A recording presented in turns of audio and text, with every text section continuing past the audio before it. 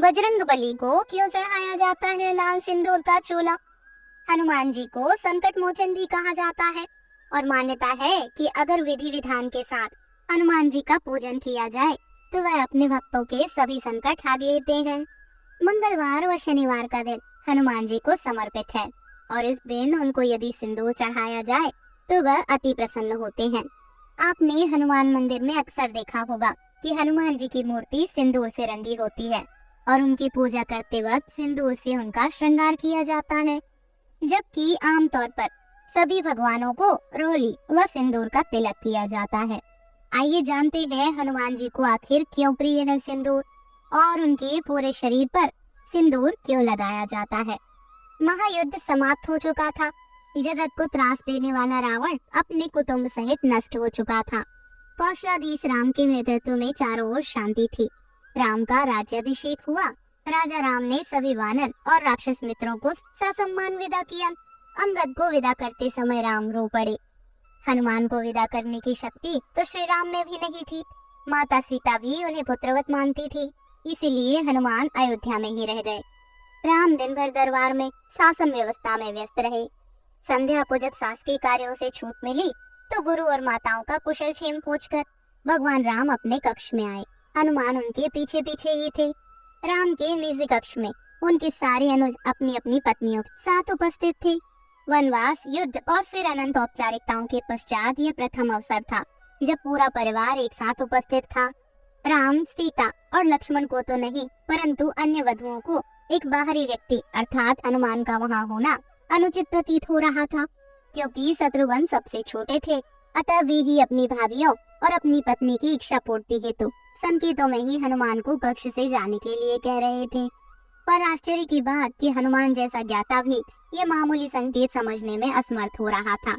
उनकी उपस्थिति में ही बहुत देर तक सारे परिवार ने जी भर कर बातें की। फिर भरत को ध्यान आया कि भैया भाभी को भी एकांत मिलना चाहिए। अतः उन्होंने राम से आज्ञा ली और सबको जाकर विश्राम करने की सलाह दी। सब उठे और राम जानकी का चरण स्पर्श कर जाने को हुए, परंतु हनुमान वहीं बैठे रहे। उन्हें देख अन्य सभी उनके उठने की प्रतीक्षा करने लगे कि सब साथ में ही बाहर निकले। राम ने मुस्कुराते हुए हनुमान से कहा, क्यों वीर, तुम भी जाओ, तनिक विश्राम कर लो। हनुमान बोले, प्रभु आप सम्मुख हैं, इससे अधिक विश्रामदायक भला कुछ हो सकता है क्या? मैं तो आपको छोड़कर नहीं जाने वाला। शत्रुघ्न तनिक क्रोध से बोले, परंतु भैया को विश्राम की आवश्यकता है, कपीश्वर उन्हें एकांत चाहिए। हनुमान बोले, हाँ, तो मैं कौन सा प्रभु के विश्राम में बाधा डालता हूँ, मैं तो यहाँ प्रभु के चरणों में बैठा हूँ। शत्रुघ्न बोले, आपने कदाचित सुना नहीं, भैया को एकांत की आवश्यकता है। हनुमान बोले, पर माता सीता तो यही है, वे भी तो नहीं जा रही, फिर मुझे ही क्यों निकालना चाहते हैं आप? शत्रुघ्न ने कहा, भाभी को भैया के साथ एकांत में भी साथ रहने का अधिकार प्राप्त है, क्या उनके माथे पर आपको सिंदूर नहीं दिखता? हनुमान आश्चर्यचकित रह गए। प्रभु श्री राम से बोले, प्रभु क्या यह सिंदूर लगाने से किसी को आपके निकट रहने का अधिकार प्राप्त हो जाता है? राम मुस्कुराते हुए बोले, अवश्य, यह तो सनातन प्रथा है हनुमान। यह सुनकर हनुमान तनिक मायूस होते हुए उठे और राम जानकी को प्रणाम कर बाहर चले गए। प्रातः राजा राम का दरबार लगा था। साधारण औपचारिक कार्य हो रहे थे कि नगर के प्रतिष्ठित व्यापारी न्याय मांगते दरबार में उपस्थित हुए। ज्ञात हुआ कि पूरी अयोध्या में रात भर व्यापारियों के भंडारों को तोड़कर हनुमान उत्पात मचाते रहे। राम ने यह सब सुना और सैनिकों को आदेश दिया कि हनुमान को राजसभा में उपस्थित किया जाए। राम की आज्ञा का पालन करने हेतु सैनिक सभी निकले ही थे कि केसरिया रंग में रंगे पुते हनुमान अपनी चौड़ी मुस्कान और हाथी जैसी मस्त चाल से चलते हुए सभा में उपस्थित हुए। उनका पूरा शरीर सिंदूर से पटा हुआ था। एक एक पग धरने पर उनके शरीर से एक एक शेर सिंदूर भूमि पर गिर जाता। उनकी चाल के साथ पीछे की ओर वायु के साथ सिंदूर उड़ता रहता। राम के निकट आकर उन्होंने प्रणाम किया। अभी तक सन्न होकर देखती सभा एकाएक जोर से हंसने लगी। सब कहने लगे कि अंततः बंदर ने बंदरों वाला ही काम किया। अपनी हंसी रोकते हुए सौमित्र लक्ष्मण बोले, यह क्या किया हनुमान? यह सिंदूर से स्नान क्यों?